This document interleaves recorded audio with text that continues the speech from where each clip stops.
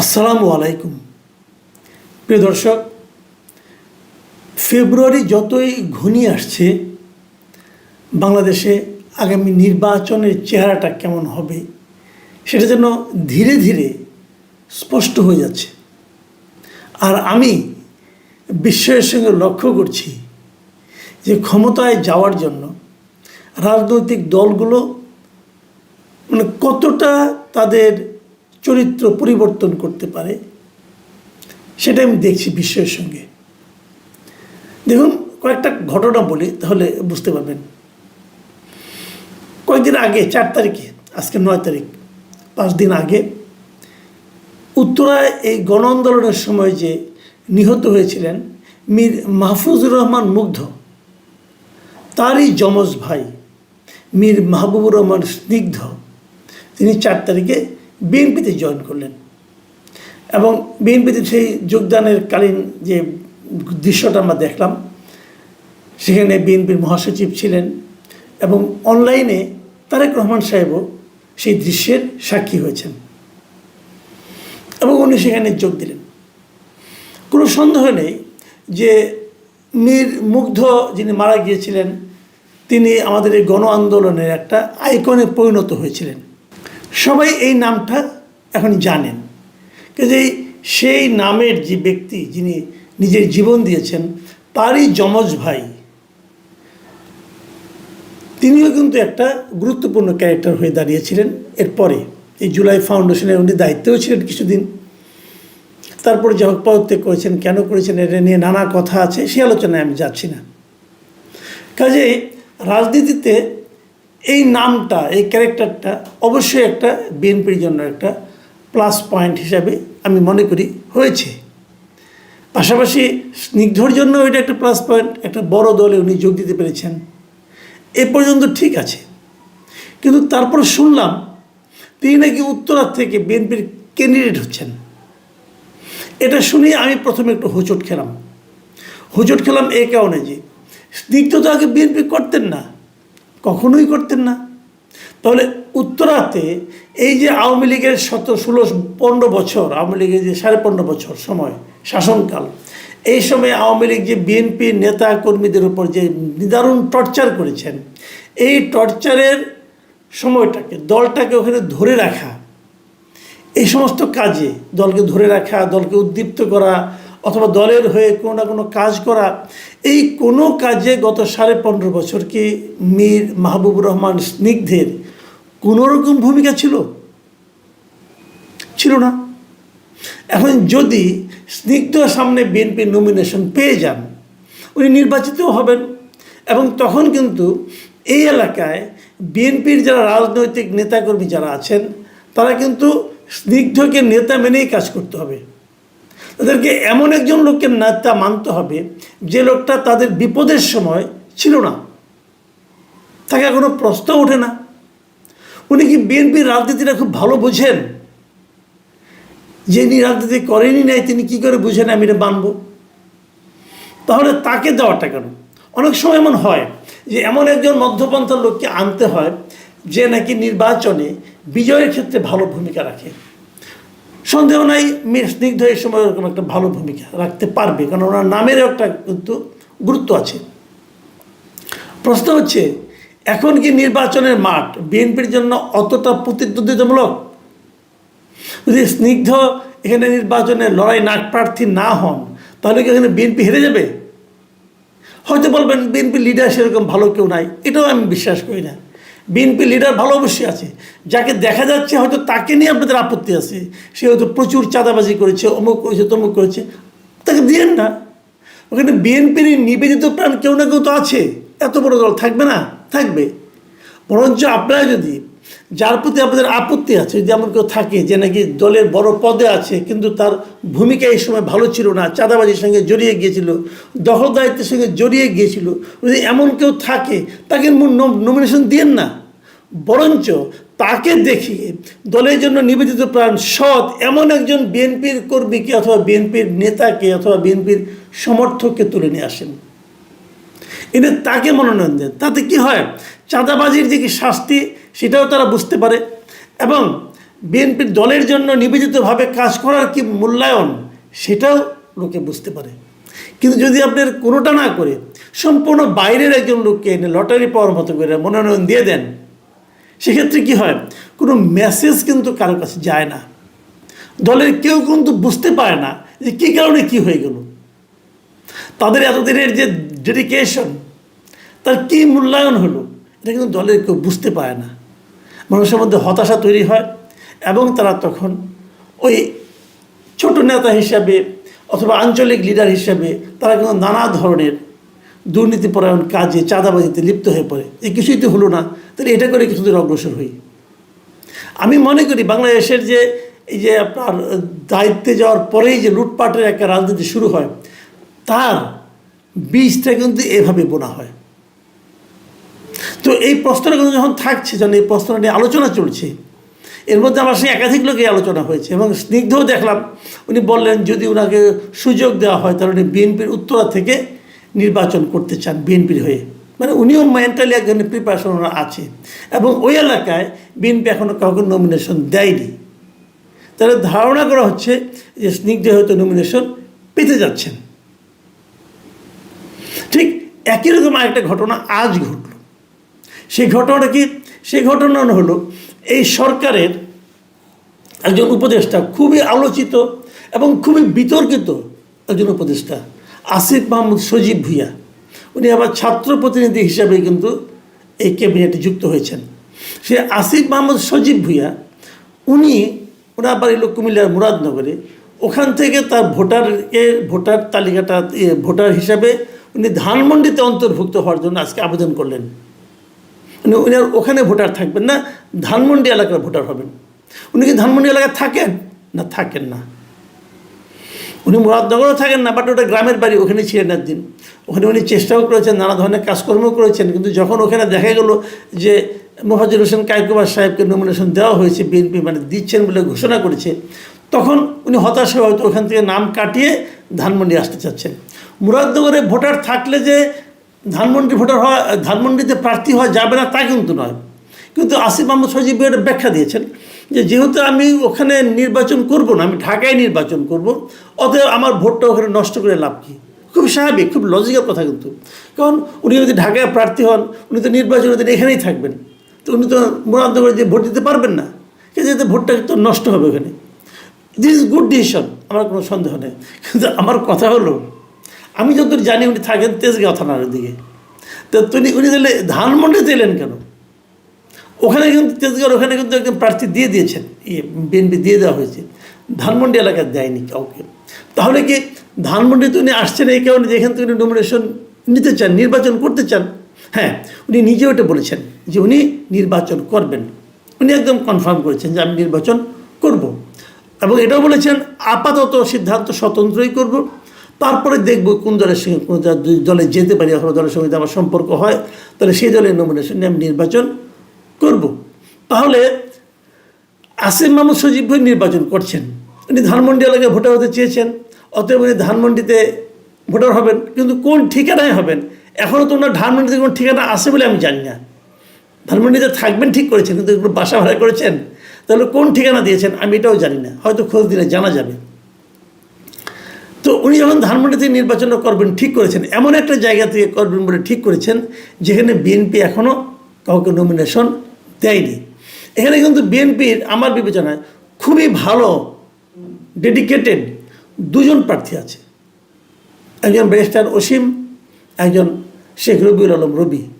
দুইজনই যথেষ্ট পরিচিত এবং দুইজনেরই অনেক এখানে আপনার মানে গুরুত্বপূর্ণ ভূমিকা আছে দলকে টিকিয়ে রাখার জন্য, এবং দুইজনই অনেক দিন ধরে বিএনপি করেন, দুইজনই চমৎকার বলেন, দুইজনের সঙ্গে আমার ব্যক্তিগতভাবে পরিচয় আছে এবং দুইজনকে আমি অত্যন্ত ভালো মানুষ বলে জানি।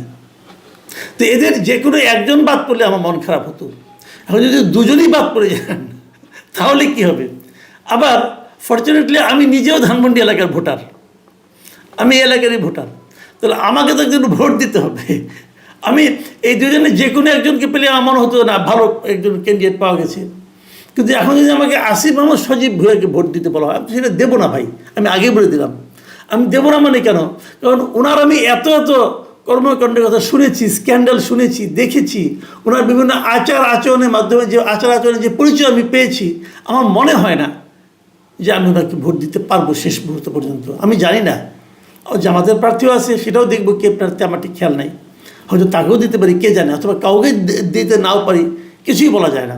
যাই হোক, তবে আমি মনে করি অনেকে হয়তো ভাবছেন যে তাহলে যেহেতু এটা এখন ফাঁকা আছে, তাহলে এটা কি তাহলে আসিফ মাহমুদ সজীব ভূঁইয়ার জন্য ফাঁকা রাখা হয়েছে?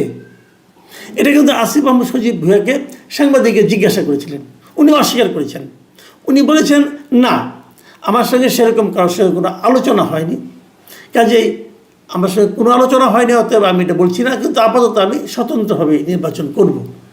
কিন্তু ঢাকার মানুষকে জিজ্ঞাসা করেন, এই এলাকার ভোটারদেরকে জিজ্ঞাসা করেন, তারা সবাই কিন্তু একই কথা বলবেন যে ওনার জন্য ফাঁকা রাখা হয়েছিল।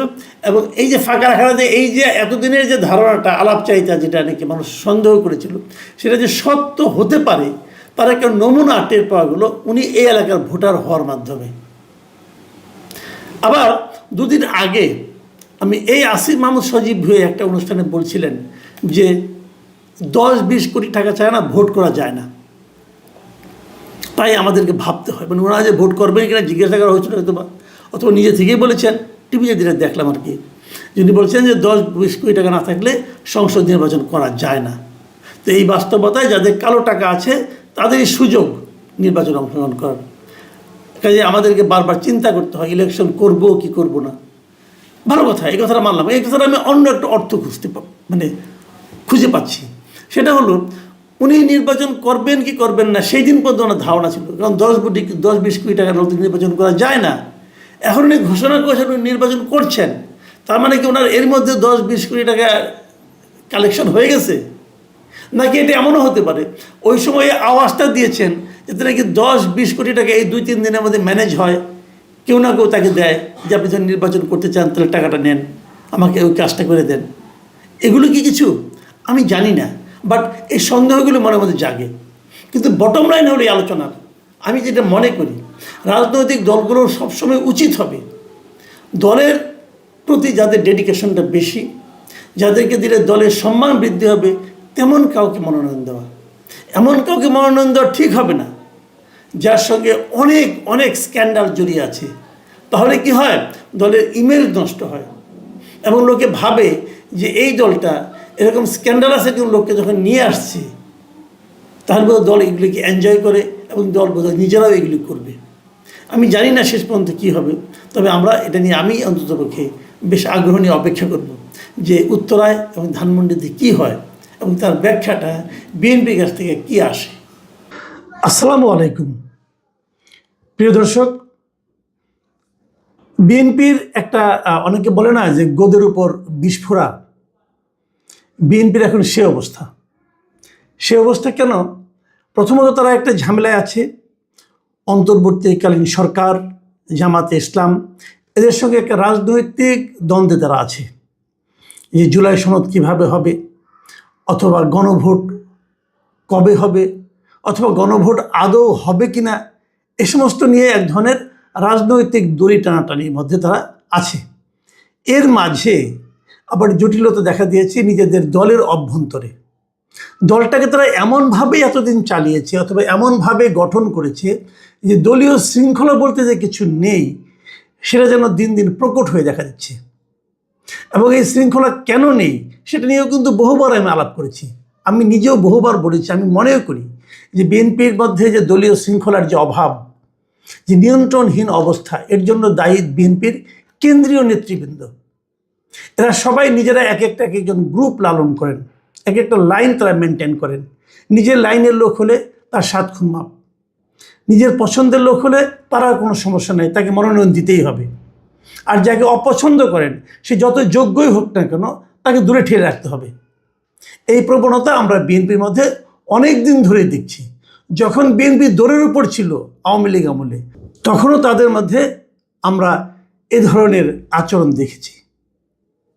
এখন যখন তারা নির্বাচনকে সামনে রেখে মনোনয়ন দেওয়া শুরু করলো, তখন আমরা আরও একটা জিনিস দেখলাম। আপনারা জানেন এরই মধ্যে 300 আসনের মধ্যে 237টা আসনে তারা মনোনয়ন ঘোষণা করেছেন। তার মধ্যে ঘোষণার একদিন পরেই একটা আসনে তাদের স্থগিত করতে হয়েছে, সেটা হলো মাদারীপুর ১ আসনে মিস্টার কামাল জামান নামে এক লোককে মনোনয়ন দিয়েছিল। তার বিপরীতে মাদারীপুরের ওই আসনের লোকজন যারা অন্য একটা প্রার্থী ছিলেন, অন্য একাধিক প্রার্থী ছিলেন, তাদের সমর্থকরা সেখানে ভাঙচুর করেছে, আন্দোলন করেছে, বিক্ষোভ করেছে এবং রাজপথ তারা ব্লক করে দিয়েছিল টায়ার জ্বালিয়ে। সেই ঘটনার প্রেক্ষিতে ওই আসনের মনোনয়নটা তারা স্থগিত করেছে। আমরা এরই মধ্যে শুনেছি প্রথম জায়গায় মনোনয়ন দেওয়া হয়েছিল মিস্টার কামাল জামান, তিনি নাকি অলরেডি দৌড়ঝাঁপ শুরু করে দিয়েছেন। এটা এমনও শোনা যায় ওই এলাকার অনেক লোকের কাছে আমি শুনেছি যে বিপুল পরিমাণে অর্থ নাকি উনি ব্যয় করেছিলেন, এবং মানে কত কোটি টাকা এটা আমি কীভাবে বলতে পারবো না, বাট অঙ্কটা অনেক বড়।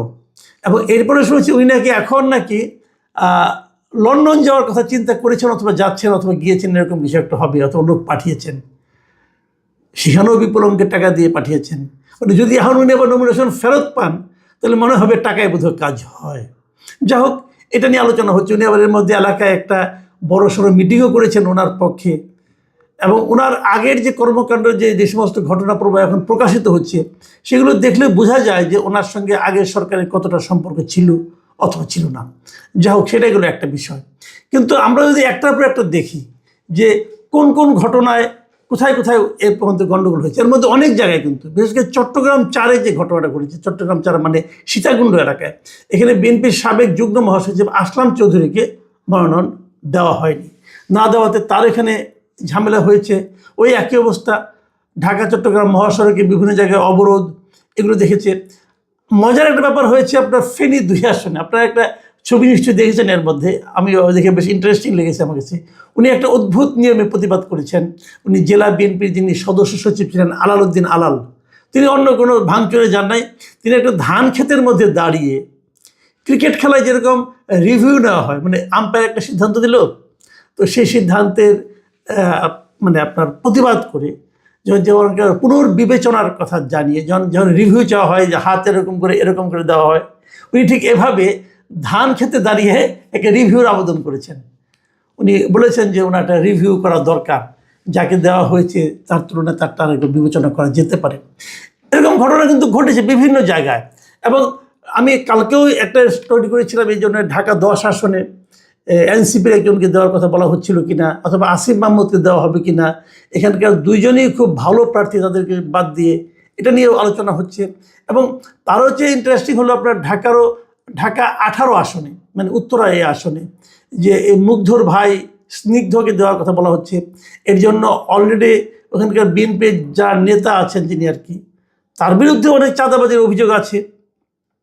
তার অনুসারী নাকি বিশাল বিশাল মিছিল করছেন। তো এটাও হচ্ছে। কিন্তু আবার এই স্নিগ্ধ সাহেব মাত্র কয়েকদিন আগে সেখানে যোগ দিয়েছেন। আলোচনা হচ্ছে মিরপুরে যাকে মনোনয়ন দেওয়া হয়েছে, তুলি নামে যে ভদ্রমহিলাকে দেওয়া হয়েছে আপনার, উনি গুম বিষয়ক যে কমিটি, সেই কমিটির উনি মূল উদ্যোক্তা ছিলেন, এবং উনি খুব মানে মানে কী বলবো, খুবই ক্যারিসমেটিক ক্যারেক্টার একজন। কিন্তু ইন্টারেস্টিং হলো উনি নাকি মিরপুরে চাননি, উনি থাকেন শাহিনবাগ এলাকায়। তো শাহিনবাগ এলাকায় যেটা এই এলাকায় উনি চেয়েছেন, কিন্তু ওনাকে দেওয়া হয়েছে মিরপুর এলাকায়। তো এগুলো নিয়েও নানা রকম কিন্তু আলাপ আলোচনা চলছে অনেক জায়গায়। আমি কয়েকটা নাম আপনাদের কিছু কিছু বলতেও চাই। যেমন ধরা যাক ময়মনসিংহ গৌরীপুরে, এখানে অলরেডি দুই পক্ষের মধ্যে মারামারি হয়ে গেছে। এক পক্ষের অনেকগুলি লোককে কিন্তু অলরেডি বহিষ্কার করা হয়েছে। দেখলাম আজকে এটা দেখলাম আর কি। আবার হবিগঞ্জে একটা ঘটনা আছে, হবিগঞ্জ ৪ আসনে, এখানে যাকে মনোনয়ন দেওয়া হয়েছে এই ভদ্রলোকের বয়স হলো ৮৬ বছর, অনেক বয়স, কিন্তু উনি শিল্পপতি এবার। এবং উনি বিএনপিতে অনেকবার নির্বাচন করেছেন, অনেকবার ফেল করেছেন। উনি কখনো পাস করেছেন কিনা জানি না, আমার যতটুকু জানা উনি ৯১, ৯৬, ২০০১, ২০০৮ প্রতিবারই মনোনয়ন পেয়েছেন, প্রতিবারই উনি ফেল করেছেন। ওনাকে আবারও দেওয়া হয়েছে এবার শোনাগুলো, এবং সেখানেও নাকি অনেক টাকা লেনদেন হয়ে গেছে। এবং এই যে লেনদেন করার ক্ষেত্রে ব্রাহ্মণবাড়িয়া ৫-এর কথা বলি, ব্রাহ্মণবাড়িয়া ৫ অথবা ব্রাহ্মণবাড়িয়া যে আখাউড়া কসবা এলাকায়, এখানে নাকি একজন কানাডার নাগরিকের মনোনয়ন দেওয়া হয়েছে। উনি কানাডার নাগরিক। এখন বিদেশি নাগরিককে মনোনয়ন দেওয়া হবে কেন? আমি ব্যক্তিগতভাবে কিন্তু যে কোনো বিদেশি নাগরিককে মনোনয়ন দেওয়ার বিপক্ষে। আমি মনে করি এই দেশে প্রচুর দেশপ্রেমিক লোক আছে, দলের জন্য নিবেদিত প্রাণ প্রচুর লোক আছে। বিদেশি লোককে আপনার মনোনয়ন দিতে হবে কেন? এরকম লন্ডন বিএনপির একজন ব্যক্তি এসে সিলেটে মনোনয়ন নিচ্ছেন, ভদ্রলোক ভালো, কিন্তু উনি তো বিদেশের নাগরিক। কেন দেওয়া হবে ওনাকে এইখানে মনোনয়নটা? এটা তো ঠিক না।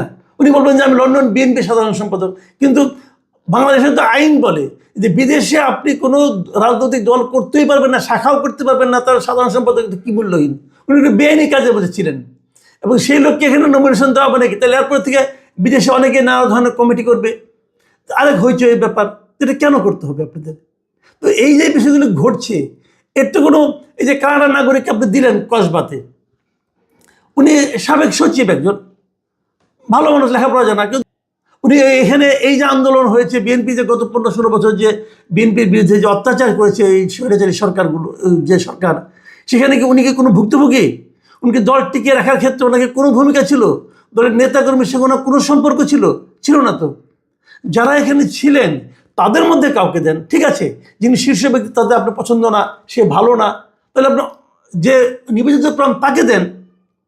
এই বিষয়গুলো কিন্তু খুব ইন্টারেস্টিং। ব্যাপারটা কেন যে এই মনোনয়নগুলো হয় কিভাবে, আর এবার এত মারামারি হচ্ছে কেন? দুটো কারণ। প্রথম কারণ হলো, ধরে নেওয়া হয় যেহেতু এখন আওয়ামী লীগ নাই, অতএব তারা ধরেই নিয়েছেন যে বিএনপির মনোনয়ন পাওয়া অর্থই হচ্ছে নিশ্চিত বিজয়। অতএব মনোনয়ন পর যা খরচ করার, এটা মনোনয়নের জন্য খরচ করতে হবে।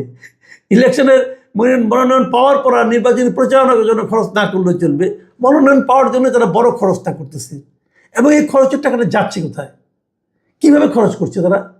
আমরা কিন্তু অনেকের নাম শুনছি, একদম আপনার এই সেন্ট্রাল কমিটি এলো, কেন্দ্রীয় কমিটি, এটা সবাই জানে, এটা এটা এখানে নতুন কিছু নাই। যাদেরকে আমরা টেলিভিশনে দেখি, কথা বলি, নীতি কথা বলেন ওনারা, ওনাদের নামও আমরা শুনতে পাই, ওনারা নিচ্ছেন। লন্ডনের সঙ্গে তাদের যোগাযোগ ভালো, তাদের নামও শুনতে পাই টাকা নিচ্ছেন। তো এগুলি একদম যে হয়তো আপনি বলবেন না এগুলি সব সত্য না, হ্যাঁ হয়তো সব সত্য নয়, কিন্তু এটা একটা প্রবাদ আছে না যে যা রটে তার কিছু তো বটে।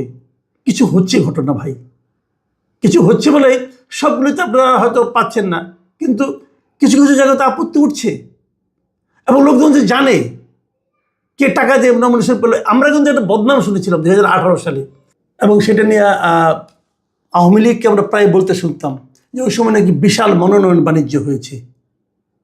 তো সেই কথা যদি এখন, যখন আওয়ামী লীগ নেই, যখন বিএনপি নিশ্চিতভাবে ক্ষমতায় যাচ্ছে বলে অনেকে মনে করছি, সেই সময় যদি একই অপবাদ শুনতে হয়, একই কথা শুনতে হয়, এখন তারা আওয়ামী লীগ ছড়াচ্ছে না, এখন কে ছড়াচ্ছে? এই আলোচনাগুলো কেন আমাদের শুনতে হচ্ছে? আমরা তো এরকম আশা করিনি। যারা টাকা নিচ্ছেন বলে যাদের নামে অভিযোগ উঠছে, এই লোকগুলি তো আগামীতে ক্ষমতায় আসবেন। এখন তারা যদি ক্ষমতায় আসতে যে নিজের দলের কাছ থেকে টাকা খাওয়া শুরু করেন, যখন তারা ক্ষমতায় আসবেন তখন তারা কী পরিমাণ এবং কাদের কাছ থেকে টাকা খাবেন, এটা ভাবতেই কিন্তু আমরা আসলে হতবাক হয়ে যাচ্ছি। এর মধ্যে একটা কথা শুনলাম, যেটা সুখবর, সেই সুখবরটা দিয়ে শেষ করি। একটা সুখবর শুনলাম যে একটা নিরপেক্ষ তদন্ত নাকি করার ব্যবস্থা করছে বিএনপি। এটা আমার কাছে খুব পজিটিভ মনে হয়েছে। আমি জানি না, হয়তো আমার ধারণা যেটা, এটা হয়তো তারেক রহমান সাহেবের আগ্রহতে হয়েছে, কারণ তারেক রহমান সাহেব যেহেতু ইংল্যান্ডে থাকেন, উনি এরকম দেখেছেন, ওখানে কিন্তু এরকম হয় এবং ইন্ডিয়াতেও এরকম হয়। নিরপেক্ষ একটা প্রতিষ্ঠান, তারা নির্বাচনের ব্যাপারে দলীয় প্রধানকে হেল্প করেন, তারা নানা রকমভাবে কথা বলে, কারণ দলের লোকদের মধ্যে এই যে কোটারি থাকে, সিন্ডিকেট থাকে, তার বাইরে একটা নিরপেক্ষ প্রতিষ্ঠান দিয়ে একটা বিচার করানো হয়, জাজ করানো হয় যে আসলে কোন এলাকায় কে কতটুকু জনপ্রিয়, অথবা যার যার বিরুদ্ধে অভিযোগ উঠছে সেই অভিযোগগুলো কতটুকু গ্রহণযোগ্য। এরকম একটা নিরপেক্ষ প্রতিষ্ঠান দিয়ে একটা যাচাই বাছাইয়ের কথা আমরা যেটাকে শুনতে পাচ্ছি। আমি জানি না এটা কতটুকু সত্য, তবে যতটুকু শুনেছি হয়তো সত্য। বিএনপির তালিকা নিয়ে বিরোধ সামলাতে যদি তারা নিরপেক্ষ তদন্তটা পরিচালনা করেন, আমি মনে করি এটা হবে খুবই একটি ইতিবাচক পদক্ষেপ। এবং এটা করার পর আমি দুটো অনুরোধ করতে চাই। একটা অনুরোধ হলো, তদন্তে যাদেরকে পাওয়া যাবে যারা অযোগ্য তাদেরকে সরিয়ে দেওয়া, ওখানে যোগ্য লোককে দেওয়া। আর তারও চেয়ে বড় কথা, যাদের পরামর্শে অথবা যাদের সুপারিশে অযোগ্য লোককে নমিনেশন দেওয়া হয়েছিল, যাদের সুপারিশে, সে যত বড় নেতাই হোক না কেন, প্রথমত তার মনোনয়নটা বাতিল করা এবং তাকে দল থেকে তাকে সাহায্য করা। এরকম 2-1 লোককে সাহায্য করেন, দেখবেন দল ঠিক হয়ে গেছে। তা না হলে কিন্তু এই দল নিয়ে আপনাদেরকে অনেক দিন চলতে হবে। এভাবে যদি চলেন তো দলের এই দুরবস্থা কিন্তু সামনের দিনও থাকবে। আমি জানি না শেষ পর্যন্ত কী হবে, তারপরেও আমরা দেখার অপেক্ষায় থাকব। প্রিয় দর্শক, এখন এ পর্যন্তই। আল্লাহ হাফেজ। কিছু কথা বলবো ইমানের দায়িত্ব থেকে। একজন মুসলমান হিসেবে আমার যে মুসলমান ভাই এই পুরো ভারতবর্ষে সুদীর্ঘকাল প্রায় 25 বছর ধরে এত চমৎকার একটি শাসন ব্যবস্থা প্রতিষ্ঠা করেছিলেন, যা কিনা সারা পৃথিবীর মুসলমানদের ইতিহাসের একটি স্বর্ণ উজ্জ্বল অধ্যায়। সেই ইতিহাস আপনাদেরকে বলা উচিত, যারা এই সময়টাতে নিজেদেরকে মুসলিম হিসেবে, মুসলমান হিসেবে খুব দীনহীন মনে করছেন, তাদের যাকে বলা হয় আত্মতৃপ্তির জন্য। দ্বিতীয়ত, জীবন সম্পর্কে যারা খুব হতাশ, খুব সাধারণ অবস্থায় আছেন, ব্যবসা বাণিজ্য হচ্ছে না, আয় রোজগার হচ্ছে না, পেটের ধান্দায় ঘুরে বেড়াতে হচ্ছে, বড় কোনো স্বপ্ন দেখতে পারছেন না, তাদের জন্য সুলতান ইলতুৎমিশের যে ইতিহাস একটি অনবদ্য ম্যাগনা কার্টা, একটা দলিল। তৃতীয়ত, যারা আমরা রাজনীতি করি, সেই রাজনীতিবিদদের জন্য এটা বিশাল শিক্ষা। আর যারা ধর্মকর্ম করেন, যারা সামান্য একটু 5 ওয়াক্ত নামাজ পড়েন, মাথায় টুপি দিয়ে একটু ঘোরাফেরা করেন, মুখে একটু দাড়ি আর রাখছেন, বড় একটা জুব্বা পরেন এবং যাকে বলা হয় গর্বে রীতিমতো বুক ফাটিয়ে ফেলছেন, কিন্তু একজন অলি আল্লাহ, একজন গাউস কুতুব, একজন পীর মাশায়েখ সেই কালের বিবর্তনে কতটা অমরত্ব লাভ করতে পারেন যে তার মৃত্যুর প্রায় 800 বছর পরে এই বাংলাদেশের একজন মানুষ আমার অন্তর থেকে এই ভদ্রলোক সম্পর্কে দোয়া বের হয়ে আসছে।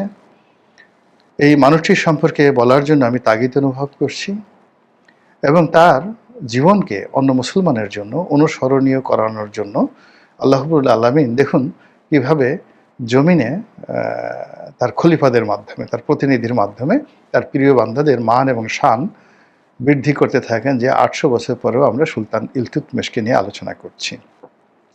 তো কাজেই আমরা এই বর্তমান জামানাতে যারা ধর্মকর্ম করতে চাই, রাজনীতি করতে চাই, যুদ্ধ করতে চাই, মানুষের কল্যাণ করতে চাই, সৎভাবে জীবনযাপন করতে চাই, তাদের জন্য সুলতান ইলতুৎমিশ একজন যাকে বলা হয় উত্তম পুরুষ, যার মধ্যে সকল গুণাবলীগুলো ছিল। সন্তারিখ নিয়ে আমার মাথা ব্যথা নেই, আমি শুধুমাত্র কাহিনীগুলো আপনাদের বলছি। যারা ইতিহাসের ছাত্র তারা এই সন্তারিখগুলো জেনে নেবেন সেখান থেকে। এটাকে 11 শতাব্দী বলা হয়, 1206-7 খ্রিস্টাব্দ থেকে তার এই রাজনৈতিক জীবন শুরু। তো তার জন্ম যেখানে হয় সেটা হলো মধ্য এশিয়া, আজকে যে সিআইএস কান্ট্রি, যেটার বর্তমান নাম তুর্কমেনিস্তান। তো তুরস্ক কিন্তু এখন আমরা মানে তুর্কি বলতে তুরস্ককে বুঝি, কিন্তু দীর্ঘ সময় ধরে তুরস্কের নাম ছিল আনাতোলিয়া। তারপরে এর আগে ছিল ইস্তোনিয়া নাম। টার্কি বা তুরস্ক খুব সাম্প্রতিক নাম, কিন্তু এই নামটির বাইরে যে তুর্ক সম্প্রদায়, সেই তুর্ক সম্প্রদায়, যেমন উইঘুর সম্প্রদায়, তুর্ক সম্প্রদায়, তো এরকম নানা সম্প্রদায় তো আছে। তার মধ্যে এই তুর্ক সম্প্রদায় যে অঞ্চলটিতে বসবাস করেন সেটি এখনো পর্যন্ত তুর্কমেনিস্তান হিসেবে পরিচিত, যেটি এখন একটি মুসলিম কান্ট্রি মধ্য এশিয়াতে, একসময় রাশিয়াতে ছিল। এই তুর্কমেনিস্তান, তারপরে Azerbaijan, Uzbekistan, Kazakhstan, Kyrgyzstan, Afghanistan, এই পুরো বেল্টটা একেবারে একটা ডাইনেস্টির আন্ডারে ছিল পারস্য পর্যন্ত। আর পারস্য থেকে এটা শাখা প্রশাখা ইরাক হয়ে, ইরান হয়ে, ইরাক হয়ে, মিশর হয়ে, ফিলিস্তিন হয়ে, মক্কা মদিনা হয়ে একেবারে ইয়ামেন পর্যন্ত চলে গিয়েছিল। সিরিয়া ছিল অন্য অংশ, রোমানদের অধীন। তো এই সাম্রাজ্যটা বিভিন্ন সময় বিভিন্ন মুসলমানরা শাসন করেছে, মঙ্গলরা শাসন করেছে, চেঙ্গিস খানের বংশধররা শাসন করেছে, আবার মুসলমানরা শাসন করেছে। ফলে ওখানে পুরো মধ্যযুগে এই পুরো এলাকাটা ছিল একটা অগ্নিগর্ভ এলাকা। আজকে রাজা, কালকে পথের ফকির, আজকে জমিদার, কালকে অন্য দেশে যাকে বলা হয় তাকে পালিয়ে বেড়াতে হতো। তো এরকম একটি বংশ, যে বংশটির নাম হলো ইলবারি বংশ, তুর্কমেনিস্তানের বা টার্কির, তৎকালীন টার্কির ইলবারি বংশ, তুর্ক সম্প্রদায়ের মধ্যে ইলবারি বংশ, যারা একসময় ওই এলাকার রাজা ছিলেন, বাদশাহ ছিলেন। গোত্রপ্রধান ছিলেন। তো রাজনৈতিক অবস্থা যখন খুব টারমাইল, তখন এরকম একটা ইলবাড়ি বংশের একটা গোত্রে ইলতুৎমিশ জন্ম নেন এবং কিশোর বয়সে তিনি নেতা হয়ে যান। তিনি অসাধারণ সুন্দর ছিলেন, যেন তেন সুন্দর ছিলেন না, মানে এটাকে হযরত ইউসুফ আলাইহিসসালামের সঙ্গে তুলনা করা যেতে পারে, এত সুন্দর তিনি ছিলেন। তার সঙ্গে তার জ্ঞান, প্রজ্ঞা, মেধা, শিক্ষা দীক্ষা সব মিলিয়ে তিনি পুরো তার যে বংশের মধ্যে একেবারে ঈর্ষার অন্যতম ব্যক্তি হয়ে গেলেন, সবাই থেকে হিংসা করা শুরু করে দিল।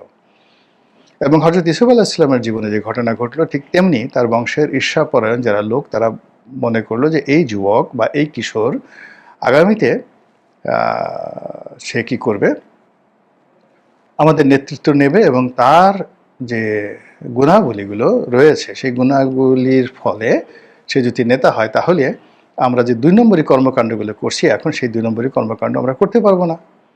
তো কাজেই একে তাড়িয়ে দাও। তখন তারা দল বেঁধে তাকে একেবারে বন্দি করে বাড়ি থেকে নিয়ে বন্দি করে তারা প্রফেশনাল দাস ব্যবসায়ীদের কাছে বিক্রি করে দিল এবং সেই দাস ব্যবসায়ীরা তাকে আবার এনে ভারতের যে তখন দিল্লির সুলতান কুতুবউদ্দিন আইবেক, তখন কুতুবউদ্দিন আইবেক সুলতান হননি, তার কাছে বিক্রি করলো। তিনি তখন সেনাপতি, মোহাম্মদ ঘুরির সেনাপতি, তার কাছে বিক্রি করলো। এবং কুতুবউদ্দিন আইবেক বুঝতে পারলেন যে তিনি একটা জেমস পেয়েছেন।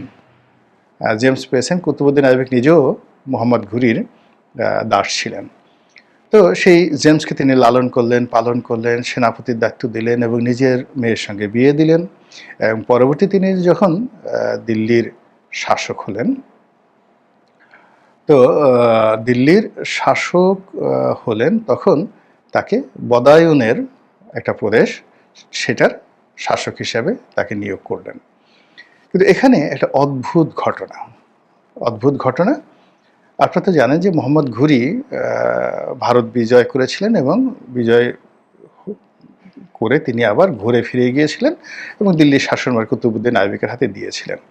তো তিনি যখন গেলেন, যাওয়ার পথে দিল্লি থেকে যাওয়ার পথে ঘুরে যখন ফিরে গেলেন, তো তখন একটা বিখ্যাত সম্প্রদায় ছিল খোক্কর সম্প্রদায়। আজকের যে পাঞ্জাব যে অঞ্চল রয়েছে, পাকিস্তানের পাঞ্জাব, এই এলাকাতে তারা বসবাস করত, দুধর্ষ যোদ্ধা জাতি। তো এই দুধর্ষ যোদ্ধা জাতির সঙ্গে মোহাম্মদ ঘুরির একটা যুদ্ধ হয়। তো তখনও পর্যন্ত কুতুবউদ্দিন আইবেক হলো মোহাম্মদ ঘুরির কৃতদাস, দিল্লির তার রিপ্রেজেন্টেটিভ, ভাইসরয়, আর মোহাম্মদ ঘুরির সম্রাট, আর বদায়নের একটা প্রদেশ বা জেলা বা এটা শাসক হলেন ইলতুৎমিশ। তো এই বিপদের সময় খুব দ্রুত ইলতুৎমিশ সেখানে চলে আসলেন। এসে তিনি মানে চমৎকার মেধা দেখিয়ে, যোগ্যতা দেখিয়ে, বীরত্বের সঙ্গে এই দুধর্ষ জাতির বিরুদ্ধে লড়াই করে জয়লাভ করলেন। এবং মোহাম্মদ ঘুরি বুঝতে পারলেন যে যদি ইলতুৎমিশ না হতেন তাহলে তিনি আজকে প্রাণে বাঁচতেন না। ফলে তিনি যে কাজটি করলেন, এই যুদ্ধের পরে তিনি তাকে মুক্ত করে দিলেন। কিভাবে দিলেন? যেহেতু তিনি তার কৃতদাস কুতুবউদ্দিন আইবেকের কৃতদাস হলো ইলতুৎমিশ, কাজেই তিনি তার অধিকার বলে সম্রাট হিসেবে তাকে স্বাধীন নাগরিক হিসেবে মুক্ত করে দিলেন। এই হলো, দেখেন তকদির কিভাবে কাজ করে। তকদির যদি আপনাকে ডাক দেয়, কিভাবে আপনি কাজ করেন। তিনি সেখানে বদায়নে গেলেন এবং সেখানে তিনি তার মতো করে শাসন কার্য চালাচ্ছেন। তার শ্বশুরকে তিনি ভালোবাসেন এবং কোনো অবস্থাতে তিনি এই শ্বশুরের সাথে গণ্ডগোলে জড়াতে চাইলেন না। এই অবস্থায় হঠাৎ করে কুতুবউদ্দিন আইবেকের মৃত্যু হলো। তো কুতুবউদ্দিন আইবেকের যখন মৃত্যু হয়, উনি ওই যে আগে তো ঘোড়ার পিঠে চড়ে যে পলো খেলে না, সেই পলো খেলতে গিয়ে ঘোড়া থেকে পড়ে গিয়ে কুতুবউদ্দিন আইবেকের সঙ্গে সঙ্গে মৃত্যু হয়। তখন দিল্লিতে ভীষণ রকম যাকে গোলযোগ শুরু হয়ে যায়। তো দিল্লির যারা অভিজাত সেই যাকে বলা হয় আমির ওমরা ছিলেন, তারা কুতুবউদ্দিনের ছেলে আরাম শাহকে ক্ষমতায় বসান। একেবারে দুর্বৃত্ত প্রকৃতির লোক, মদ ঠদ খেয়ে, মানে যাকে বলা হয় এর চেয়ে আর দুর্বৃত্ত থাকে না। তো তাকে ক্ষমতায় বসানো হলো। আবার অন্যদিকে যেটা হলো যে কুতুবউদ্দিনের মৃত্যুর পরে বেশ কয়েকটি প্রদেশ তারা বিদ্রোহ করে বসলো। বাংলায় আলী মর্দান খলজি তিনি বিদ্রোহ করে বসলেন। তারপরে নাসিরউদ্দিন কুবাচা তিনি বিদ্রোহ করে বসলেন। ওদিকে যাকে বলা হয় রাজপুতরা, যে গোয়ালিয়র, কালিঞ্জর, এই সমস্ত এলাকায় যে সকল রাজপুত শাসকরা ছিলেন তারাও বিদ্রোহ করে বসলেন। তো সব মিলিয়ে বলতে গেলে যে যার মতো করে চালাচ্ছিল। তো ওখানে ইলতুৎমিশ চিন্তা করলেন যে আমি এখন বদায়নে আছি, এটা নিয়েই ব্যস্ত থাকি। কিন্তু এর মধ্যে যেটা হলো, দিল্লির যারা অভিজাতবর্গ তারা বুঝলেন যে আরাম সাকি দিয়ে কাজ হবে না। তারা সবাই যাকে বলা হয় ইলতুৎমিশকে ধরলেন যে আপনি আসেন, যেভাবে হোক আপনি ক্ষমতা দখল করেন। এবং ইলতুৎমিশ বলতে গেলে অনেকটা বাধ্য হয়েই সে দেখলো যে আরাম শাহের অধীনে যদি সে থাকে তাহলে 2 দিন পরে দিল্লির সিংহাসন অন্যের হাতে চলে যাবে এবং নতুন বাদশাহ এসে তাকে বদায়নে থাকতে দেবে না। তো এই অবস্থাতেই তিনি দিল্লি আক্রমণ করলেন এবং আরাম শাহকে পরাজিত এবং নিহত করে তিনি দিল্লির সিংহাসনে আরোহণ করলেন। তো এখানে আপনারা আজকে যে দিল্লির কুতুব মিনার দেখেন, সেই কুতুব মিনারটি মূলত তৈরি করেছিলেন কুতুবউদ্দিন আইবক, কিন্তু তিনি নিজের জন্য নয়। তার যে পীর, ওই যুগের মশহুর যিনি আলেম, এবং আপনি যাকে কুতুব বলতে পারেন, আবদাল বলতে পারেন, তাকে বলে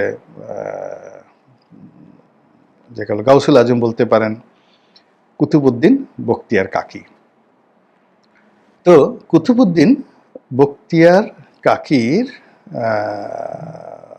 মুরিদ ছিলেন কুতুবউদ্দিন আইবেক, আর সুলতান ইলতুৎমিশও তার মুরিদ ছিলেন।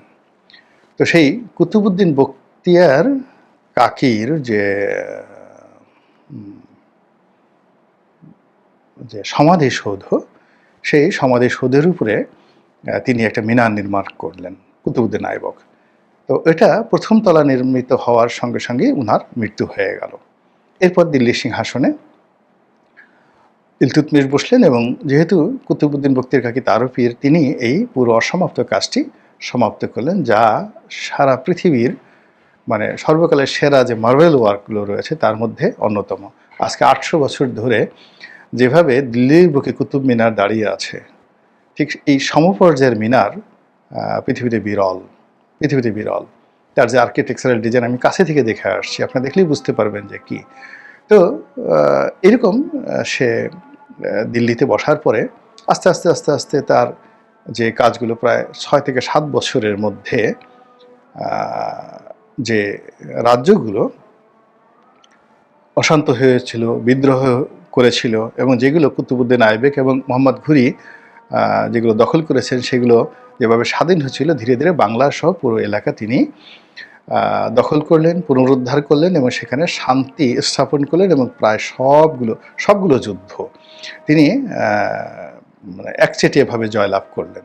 মানে অপরাজেয়, এত অপরাজেয় দিল্লির কোনো সুলতান ছিলেন না। কেবলমাত্র তার একটা সর্বশেষ তিনি যে দাক্ষিণাত্য একটা অভিযান চালিয়েছেন, সেই অভিযানটি সফল হয়নি, তিনি জয়লাভ করতে পারেননি দক্ষিণ ভারত। এছাড়া তার শৈশব থেকে একেবারে শেষ পর্যন্ত সমস্ত যুদ্ধে তিনি সফলতা লাভ করেছিলেন। এবং ভারতের সর্বকালের ইতিহাসে সেই আপনি যদি 2000 বছর ইতিহাস ধরেন, যদি গোল্ডেন এরা হিসাবে বর্ণনা করা হয়, সবচেয়ে গোল্ডেন এরা, সবচেয়ে কম রক্তপাত হয়েছে এবং সবচেয়ে বেশি উন্নয়ন হয়েছে, তার মধ্যে 1 নম্বর হলো শের শাহের জমানা। তিনি একজন মুসলমান, তাকে নিয়ে আরেকদিন আলোচনা করব। আর দ্বিতীয় হলেন এই সুলতান ইলতুৎমিশ। এত বিস্তীর্ণ এলাকায় তিনি সুশাসন প্রতিষ্ঠা করেছিলেন, ন্যায় বিচার কায়েম করেছিলেন, ইসলামী হুকুমত কায়েম করেছিলেন, কোরআন এবং হাদিস ইজমা কিয়াস অনুযায়ী রাষ্ট্র পরিচালনা করেছিলেন, এবং নিজের জীবনটা তিনি যেভাবে অলি আল্লাহর মতো জীবনযাপন করেছেন, সেটা কিভাবে তার একটি উদাহরণ দেই, জাস্ট একটা উদাহরণ দেই। তার মুর্শিদ, তার পীর কুতুবউদ্দিন বখতিয়ার কাকা মারা গেলেন। তো মারা যাওয়ার পরে তিনি ওসিয়ত করে গেলেন যে আমার এই জানাজা তিনি পড়াবেন, ঘোষণা করে দিও তিনি পড়াবেন, যিনি গত 20 বছরে বা 10 বছরে এরকম একটা সময় দিলেন যে আসরের নামাজ জামাতে পড়েছেন, একটি ওক্ত নামাজও তিনি জামাত ছাড়া আদায় করেননি। আসরের নামাজ, বোঝার চেষ্টা করেন, সবচেয়ে টাফ নামাজ জামাতে পড়েছেন। তো ওনার এই মৃত্যুর সময় তো ইলতুৎমিশ সাহেব সেখানে ছিলেন, কিন্তু তিনি তখনও বদায়নের শাসক হয়েছেন কিনা এটা দেখতে হবে। কিন্তু তিনি দিল্লির শাসক না, তিনি দিল্লির শাসক তখন কুতুবউদ্দিন আইবক।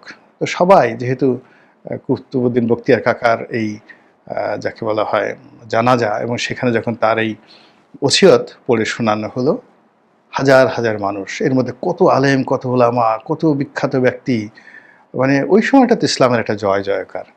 সবাই মাথা নিচু করে রইলেন, কোনো মানুষ খুঁজে পাওয়া গেল না। পরে দেখা গেল সেই জানাজায় যারা শরিক হয়েছেন তাদের মধ্যে থেকে সুলতান ইলতুৎমিশ, তখনও সুলতান নন, তিনি এগিয়ে এলেন এবং তিনি সেই জানাজার নামাজ পড়ালেন। তো বোঝার চেষ্টা করুন যে এই মানুষটির, যিনি ক্রীতদাস থেকে একটি সাম্রাজ্য প্রতিষ্ঠা করেছিলেন, মামলুক ডাইনেস্টি, এবং তাকে বলা হয় এই মানে দাস বংশের প্রকৃত প্রতিষ্ঠাতা। যদিও কুতুবউদ্দিন আইবেককে দিয়ে শুরু, কিন্তু এটাকে স্ট্যাবল করার ক্ষেত্রে প্রধান ভূমিকা পালন করেছেন সুলতান ইলতুৎমিশ, শামসুদ্দিন ইলতুৎমিশ।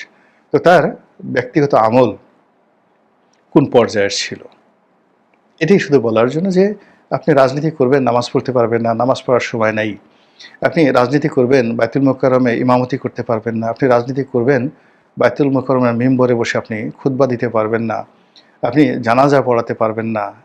এটা আসলে যুক্তিযুক্ত নয়। এরকম পৃথিবীর ইতিহাসে শত শত দুনিয়া কাঁপানো মুসলিম শাসকদের কথা আমি জানি, যারা একই সঙ্গে বাদশাহ ছিলেন, একই সঙ্গে অলি আল্লাহ ছিলেন, যেটিকে রাজর্ষি বলা হয় বাংলা ভাষায়, রাজা অথচ ঋষি। তো হিন্দুদের মধ্যে যেভাবে আছে, খ্রিস্টানদের মধ্যে এভাবে আছে, মুসলমানদের মধ্যে এই সংখ্যাটা অনেক অনেক বেশি ছিলেন। তো যারা যারা এরকম রাজর্ষি ছিলেন তাদেরকে নিয়ে ধারাবাহিকভাবে আমি বলবো। হেলিকপ্টারে করে ভারতে পালিয়ে গেছেন, 14 মাসও হয়নি। এখনো পর্যন্ত যাকে বলা হয় আমাদের ভিতরে যে ক্ষোভ, এটা প্রশমিত হয়নি। এখনো পর্যন্ত আমাদের রাগ মানে থামেনি। সেই অবস্থায় সেই আমাদের বক্তব্য অনুযায়ী ফ্যাসিস্ট শেখ হাসিনা, তাকে নিয়ে আন্তর্জাতিক গণমাধ্যম যে বাড়াবাড়ি করছে, এতে মেজাজ ঠিক রাখা যাচ্ছে না। ভীষণ রকম অপমান বোধ করছি। এটা কি ধরনের কথা? আমাদের দেশ, আমাদের বাংলাদেশ, আমরা কি খাবো, পরবো, কার সঙ্গে থাকবো, কার নিয়ে রাজনীতি করব, কাকে ক্ষমতায় বসাবো, কাকে তাড়াবো, এটা আমাদের বিষয়। তোমরা বাপু, তোমাদের যদি ভালো না লাগে চলে যাও। তোমাদেরকে কে আসতে বলছে বাংলাদেশে? আমাদের সাথে দরকার হলে ব্যবসা করো, নাহলে করো না।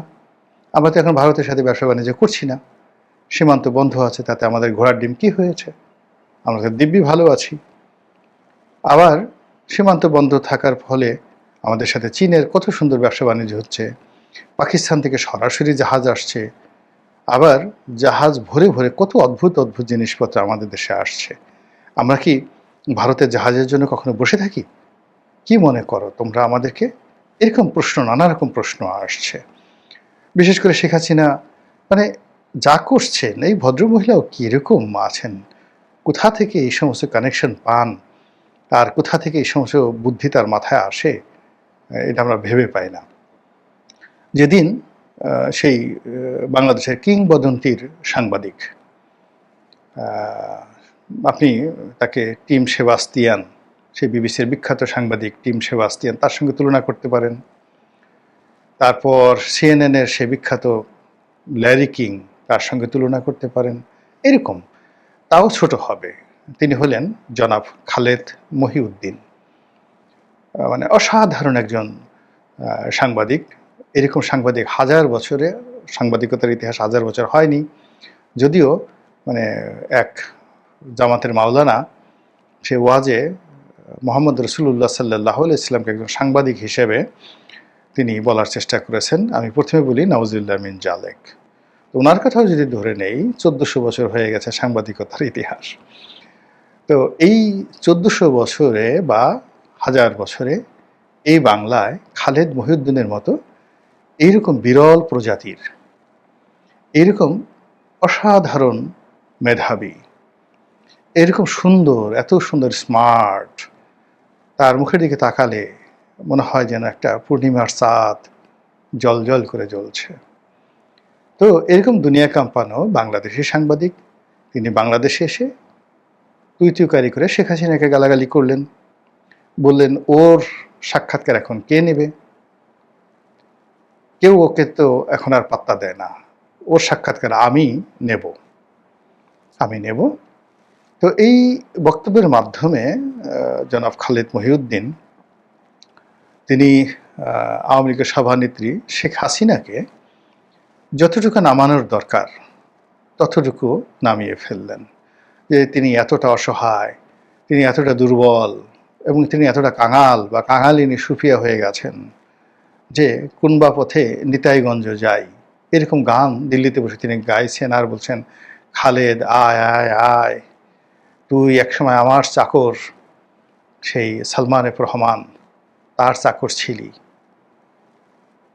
কাজী আজ আল্লাহ তোকে বড় করেছে, তুই এখন দুনিয়ার বাদশাহ, একটু আয় আমাকে উদ্ধার কর, তুই যদি আমার সাক্ষাৎকার না নিস তাহলে কি হবে, তুই এখন যেখানে চাকরি করছিস সেই ঠিকানা, সেই পত্রিকার যে মালিক, তুই এখন যার চাকর শাহিন, শাহিনও তো আমার কর্মী, গত নির্বাচনে শাহিন মনোনয়ন চেয়েছিল আওয়ামী লীগ থেকে, পরে আমি বললাম যে আওয়ামী লীগের দরকার নাই, আমার যেটা কিংস পার্টি আমি করেছি, নাজমুল হুদার যে কিংস পার্টি, সেই কিংস পার্টিতে তৈমুর আলম খলন্দকার আছে, অন্যান্য যারা আছে তাদেরকে আমি বলে দিচ্ছি, তুই গিয়ে সেখান থেকে মনোনয়ন নিয়ে আয়, আমি তোকে এমপি বানাবো।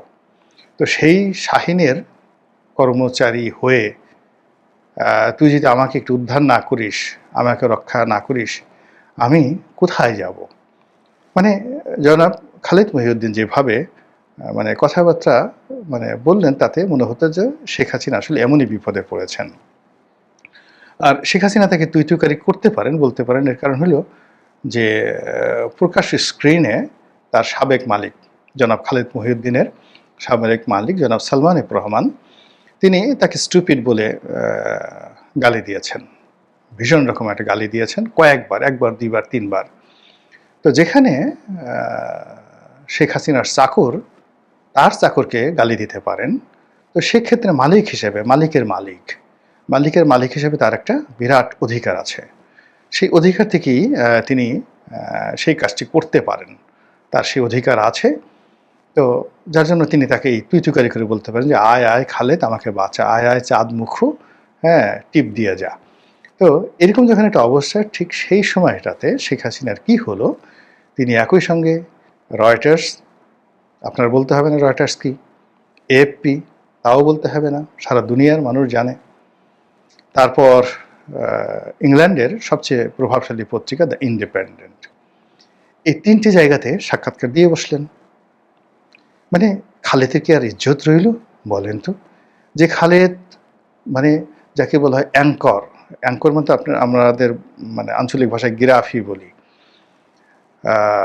যখন জাহাজ তীরে নোঙ্গর করে তখন জাহাজকে স্থির করার জন্য যে নোঙ্গর ফেলা হয়, অ্যাঙ্কর ফেলা হয়, তো এরকম জনাব খালেদ যে শেখ হাসিনাকে উদ্ধার করবেন, যেভাবে ডুবন্ত জাহাজকে উদ্ধার করা হয়, বা সমুদ্রের মধ্যে যখন জাহাজ খুব দুলতে থাকে তখন অ্যাঙ্কর ফেলে দেওয়া হয়, মাটির সঙ্গে গেঁথে গিয়ে সে জাহাজকে স্থির রাখে, তো ওইরকম শেখ হাসিনাকে স্থির রাখার জন্য যেখানে জনাব খালেদ মহিউদ্দিন এত বড় একটা মহৎ উদ্যোগ নিলেন, ঠিক সেই সময়টাতে রীতিমতো তাকে অপমান করে বাংলাদেশের সংবাদপত্রে কিংবদন্তি মহাপুরুষকে অসম্মান করে, বেইজ্জতি করে, নাঙ্গা করে, ভুকা করে,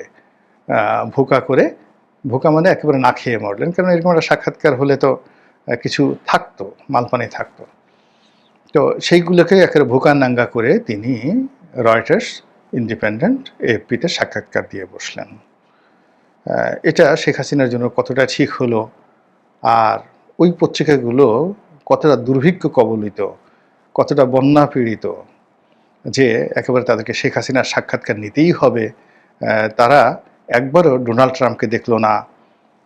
এই এতদিন ক্ষমতায় এলো এবং 3-4টি এরকম বড় পত্রিকাতে এখন পর্যন্ত ডোনাল্ড ট্রাম্পের সাক্ষাৎকার ছাপা হলো না, তারপরে ভ্লাদিমির পুতিনের সাক্ষাৎকার ছাপা হলো না, আমাদের বিশ্ববিজয়ী খেলোয়াড় ডক্টর মোহাম্মদ ইউনূস, তার কথা বাদ দিলাম, তাকে সাক্ষাৎকার নেওয়ার মতো সাহস শক্তি এই পত্রিকাগুলো নেই।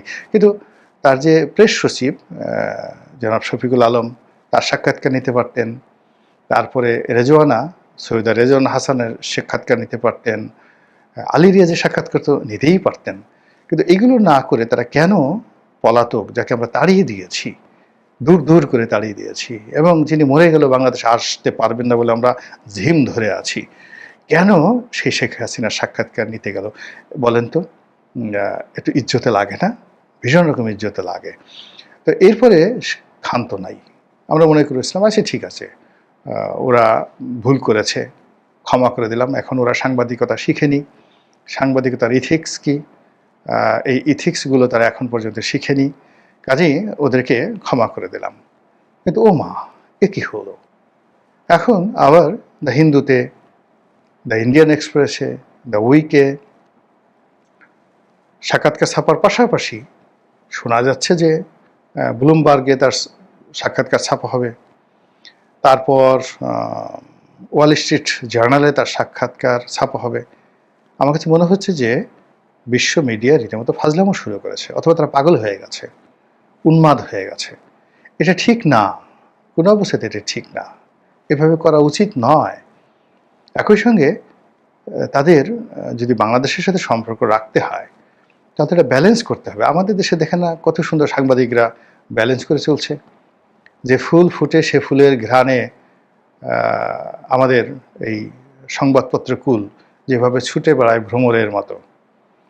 তো সেইভাবে এই আন্তর্জাতিক পত্রিকাগুলো তাদেরও তো বোঝা উচিত ছিল যে বাংলাদেশ তো বোয়িং কিনতে পারে, বাংলাদেশ ফাইটার জেট কিনতে পারে, বাংলাদেশে তেল গ্যাস উত্তোলন করার জন্য তাদেরকে আসতে হবে। আসতে হলে তাদেরকে তো, যাদের হাতে বর্তমান ক্ষমতা আছে, আগামীতে যারা ক্ষমতা আসবেন তাদেরকে তো পাত্তা দিতে হবে, তাদেরকে সাক্ষাৎকার নেওয়া যায় না। অন্যান্য দলের জামাতের লোকে কম ইংরেজি জানে, শেখ হাসিনার চেয়ে কোনো অংশে কম ইংরেজি জানে, তারা তো আরবিও জানে, তারা তো ইচ্ছে করলে আরবিতেও সাক্ষাৎকার দিতে পারে, গালফ টাইমসের সাক্ষাৎকার দিতে পারে, দ্য সাউদি গেজেট সেখানেও তারা সাক্ষাৎকার দিতে পারে, কিন্তু সেগুলো না দিয়ে তারা জামাতের কোনো লোকে ডাকছেই না। বিএনপিতে কত ভালো ভালো মানুষ আছে, সালাউদ্দিন সাহেব কত সুন্দর ইংরেজি বলেন, আরও অনেকে অনেক সুন্দর সুন্দর ইংরেজি বলেন। তারেক রহমান সাহেব লন্ডনে থাকেন, তিনি কি কম ইংরেজি জানেন? কেন এই আন্তর্জাতিক সংবাদ মাধ্যমগুলো তাদের সাক্ষাৎকার নিচ্ছে না? আর কেন ডক্টর মোহাম্মদ ইউনূসকে নিয়ে তারা প্রচ্ছদ প্রতিবেদন করছেন না?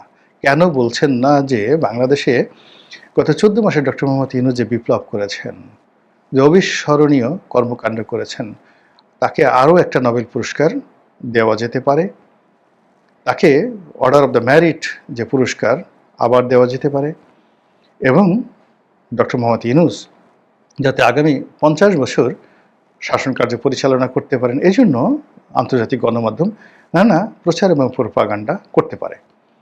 তো সেগুলো বাদ দিয়ে আমরা যাদেরকে তাড়িয়ে দিয়েছি, দূর দূর করে তাড়িয়ে দিয়েছি, এবং তাড়িয়ে দিয়ে আমরা মনের আনন্দে এখন আছি যে যেহেতু তাড়িয়ে দিয়েছি উনি আর কোনোদিন আসতে পারবেন না।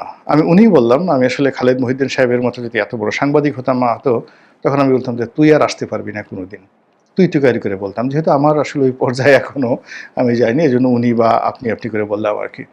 তো এনিওয়ে, তো উনি আর আসতে পারবেন না, কাজেই আমরা একেবারে মনের আনন্দে যেখানে আয়েশ করে দোতারা বাজাচ্ছি, সারিন্দা বাজাচ্ছি, বেহালা বাজাচ্ছি, বা ডুগডুগি বাজাচ্ছি, স্বাদের লাউ বানাইলো মোরে বৈরাগী, ক্ষমতায় যাবে কি যাবে না এই বিষয়গুলো নিয়ে যতটুকু জানি বুঝি সংক্ষেপে আলোচনা করার চেষ্টা করব।